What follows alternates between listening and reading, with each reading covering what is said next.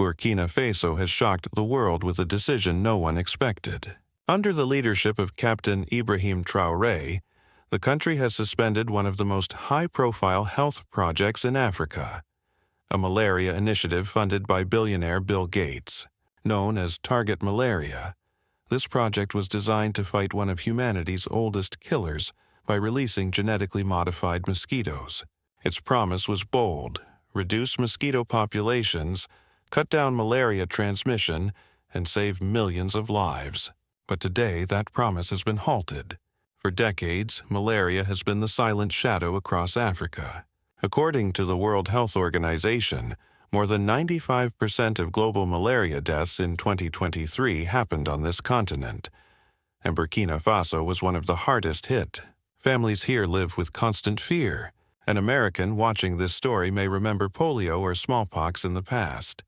But in Africa, malaria is still claiming children every single day. Now imagine being a grandfather in a small village. You buried your grandson last year because of malaria. Then you hear foreign scientists are releasing modified mosquitoes into your environment. Do you trust them? Or do you feel your community is being used as a testing ground for experiments you never truly consented to? This is the human heart of the story. It is not only about science. It is about sovereignty. It is about whether Africans have the right to decide what enters their soil, their skies, and their bodies.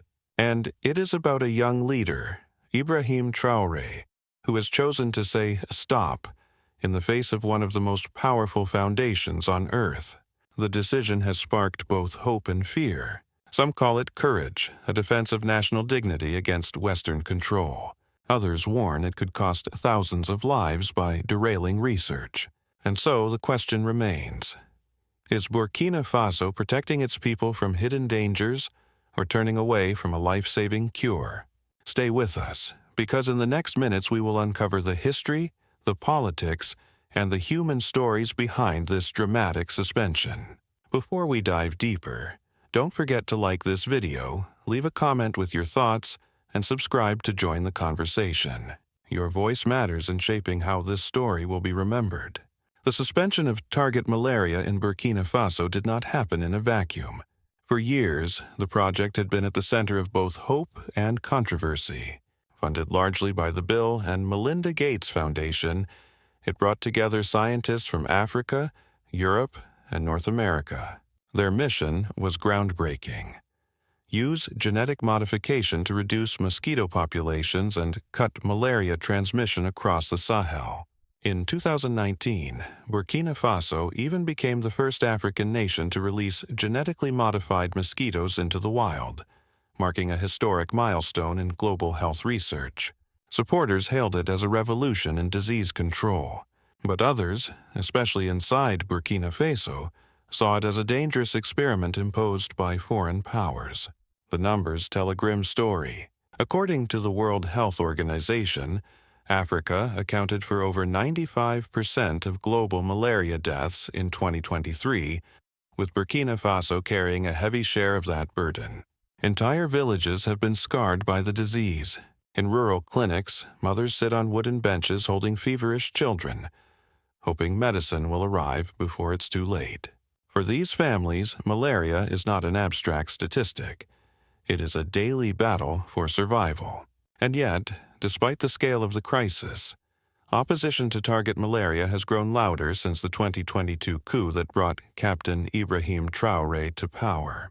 Anti-Western sentiment surged after Traoré severed military ties with France and the United States and moved closer to Russia. In this climate, foreign-backed projects were no longer seen as purely humanitarian. Critics accused Target Malaria of masking its true intentions with complicated scientific language. Rumors spread that Africans were being treated as test subjects, their lands used for experiments that would never be allowed in Western nations.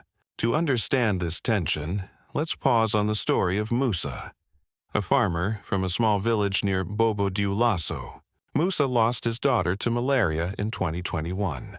When foreign scientists came to his community explaining how genetically modified mosquitoes would help, he listened carefully. But he later admitted to local journalists that he never fully understood the long-term risks. "They spoke like doctors," he said, "but I am just a farmer. How can I know what is true?" His words capture the core of the debate. Consent without comprehension. Communities agreed to participate, but did they truly understand the risks they were taking? This is where President Ibrahim Traoré stepped in. His government declared that Target Malaria must stop all operations immediately. Scientific samples were to be destroyed under strict supervision. The official statement cited national sovereignty and public safety. Traoré framed the decision as a defense of Burkina Faso's independence, a refusal to allow his people to be used as, in his words, laboratories for experiments designed elsewhere. For his supporters, it was a bold move of leadership. For critics, it was reckless and short-sighted. The controversy has left the world divided. On one hand, malaria is still killing hundreds of thousands of Africans each year. On the other, the memory of foreign exploitation runs deep. Many see Traoré's decision as part of a larger battle. Africa reclaiming control over its destiny. For older Americans watching, the story may echo past debates about trust in science, vaccines, and the role of government in protecting citizens. The same questions that once divided U.S. households during polio or COVID-19 now play out on African soil. So, we are left with a haunting question. Is Burkina Faso protecting its people from hidden risks or walking away from a life-saving cure? The most balanced answer is this. Traoré may be protecting national dignity, but in doing so, Burkina Faso risks falling behind in the global fight against malaria. By halting this project, the government is betting that sovereignty matters more than scientific innovation. Whether that gamble saves lives or costs them, only time will tell. But what caused this turning point?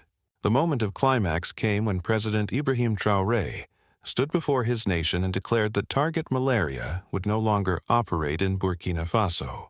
His words were firm, his tone unshakable. The people of Burkina Faso, he said, would not be used as laboratories for foreign experiments. The announcement triggered an emotional wave across the country. For some, it was a moment of pride.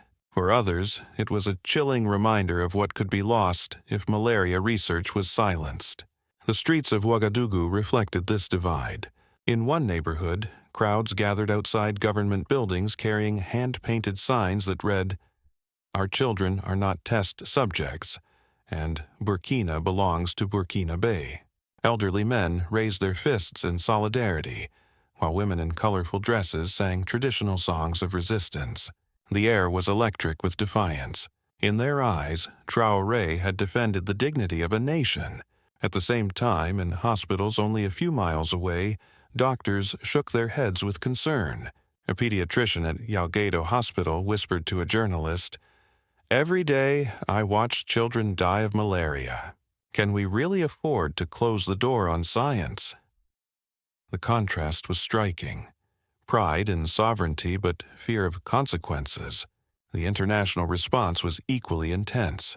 Western health organizations issued urgent statements, warning that halting the project could set back the global fight against malaria by decades.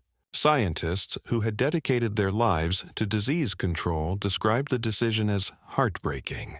Yet, inside Burkina Faso, many saw those criticisms as proof of arrogance.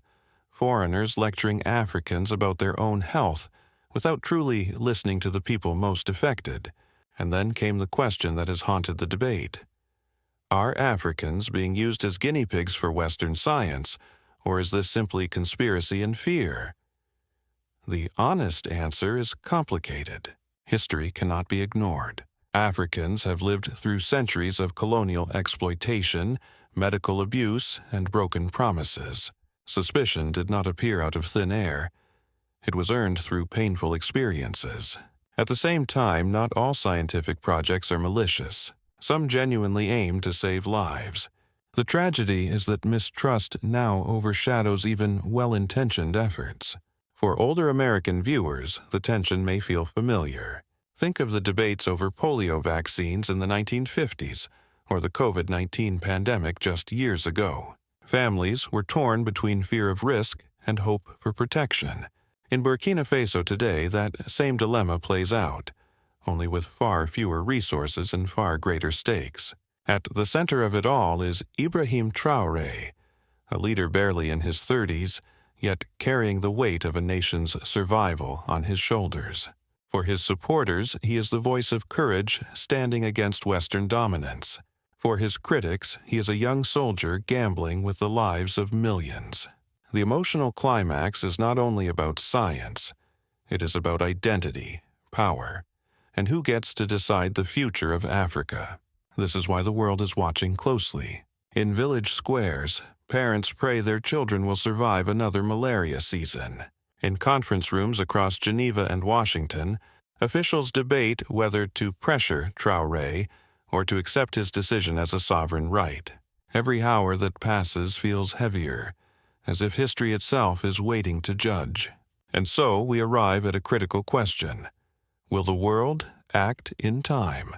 Will it step in with solutions that respect both African dignity and the urgent need to fight malaria? Or will this moment become a symbol of division, where pride and science collide with irreversible consequences? Before we continue, tell us what you think. Do you believe Traoré was right to suspend Target Malaria? Comment below, share your perspective, and subscribe for more stories that reveal the human heart behind global headlines. The decision to suspend Bill Gates' malaria project did not end in the laboratories. It quickly spilled into the homes, markets, and political debates of Burkina Faso. For ordinary families, the consequences were immediate, both emotional and practical.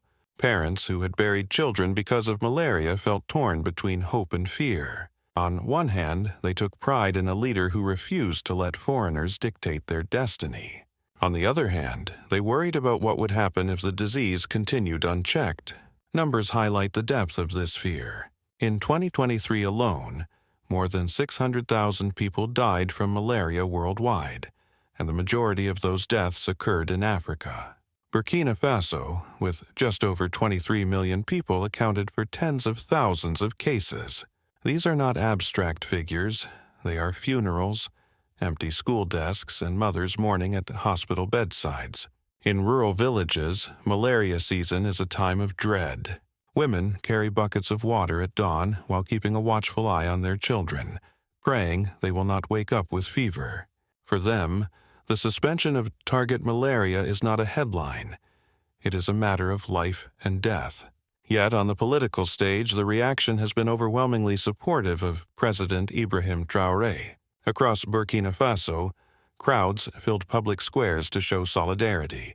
Radio hosts praised the decision as a blow against foreign control, while social media in the region exploded with messages of national pride.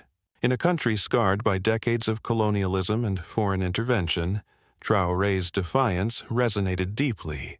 His image, standing tall in military fatigues, rejecting one of the world's richest men, became a symbol of sovereignty. For many citizens, this was the moment they felt heard and defended by their government. But the consequences are not only emotional, they are structural. By halting the project, Burkina Faso risks losing partnerships with international health organizations. Laboratories that once shared resources may now withdraw funding. Neighboring countries like Mali and Uganda, still involved in Target Malaria, may feel the ripple effects. Critics warn that Burkina Faso could become more isolated in scientific cooperation, and that this isolation may cost lives in the long run. Still, Traoré seems willing to accept that price in exchange for asserting independence. The situation has also widened political divides inside the country. Educated elites and health experts often argue that science should not be dismissed so quickly. In the capital, university professors have voiced concern that shutting down research could block future access to life-saving technologies. Meanwhile, rural communities largely back Traoré, convinced that foreign science hides hidden agendas. The tension between urban skepticism and rural loyalty adds another layer to the political landscape. Images from the ground capture this split. In one photo, young men wave national flags in Ouagadougou, chanting, "Burkina Faso will not be a laboratory." In another, a nurse in a crowded clinic leans over a feverish child, shaking her head at the lack of medicine. These contrasting images, pride and suffering, defiance and loss, summarize the paradox facing the nation. Internationally, the political consequences are already being felt. Western media outlets frame the decision as a setback in the war against malaria. African commentators, however, present it as a victory for self-determination. And within Burkina Faso, Ibrahim Traoré has strengthened his position. By standing against the Gates Foundation, he has positioned himself as the defender of national dignity, gaining the loyalty of many who once doubted him. For older Americans watching, this dynamic feels familiar. The balance between protecting sovereignty and ensuring public safety, between questioning authority and trusting science. And now, as the dust settles, one critical question emerges on the global stage. But how will the U.S. respond? The suspension of Target Malaria in Burkina Faso has not only shaken Africa, it has triggered ripples across the globe. International reactions came swiftly. European research institutions expressed deep concern, warning that years of scientific progress could be lost. The World Health Organization described the decision as a setback in the global fight against malaria. In Uganda and Mali, where Target Malaria still operates, leaders are now facing questions from their own citizens. Will we be next? But nowhere is the reaction more significant than in the United States. For Washington, this is not just a public health story, it is a matter of national security. American officials know that diseases do not respect borders. A malaria outbreak left unchecked in Africa can spread instability, drain economies, and even create migration pressures that affect the U.S. and Europe. That is why, for decades, American foreign policy has included health initiatives abroad, from HIV programs to Ebola responses. Malaria has always been at the top of that list. U.S. media has framed the suspension in stark terms. Headlines describe it as a victory for anti-Western propaganda and a blow to global health. Analysts on American television debate whether Burkina Faso's decision reflects legitimate national sovereignty or whether it is a sign of growing Russian influence in Africa.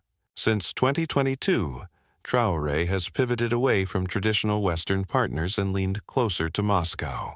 For many in Washington, the cancellation of a Western-funded health project is not just about science. It is a political signal. This is why the story resonates so strongly with older American audiences. It feels familiar. In the Cold War, the U.S. and the Soviet Union competed not just in military strength, but in health, technology, and influence across the developing world. Today, some see history repeating itself in Africa, with Burkina Faso becoming a front line in a new struggle for influence. When Traoré halts a project tied to Bill Gates, it is not only about mosquitoes, it is about which side Africa will stand on. The implications for U.S. security are sobering. If malaria research is blocked and deaths rise, instability in the Sahel could deepen. That instability fuels terrorism, migration, and economic collapse, all issues that American policymakers track closely. For a grandfather in Ohio or a veteran in Texas, the connection might not be obvious, but the reality is clear. When Africa struggles, the world feels it. Diseases can spread, markets can fall, and conflicts can spill over. That is why the U.S. government cannot ignore what is happening in Burkina Faso.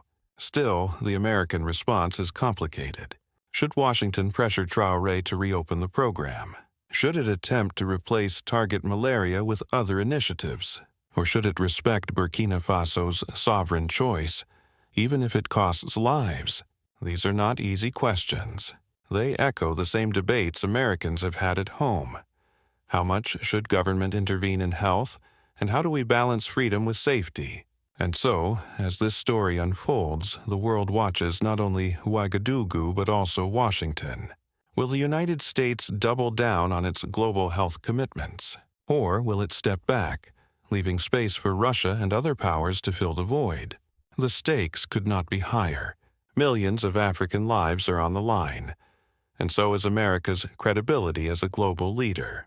This is not just about science. It is about trust, dignity, and the values the U.S.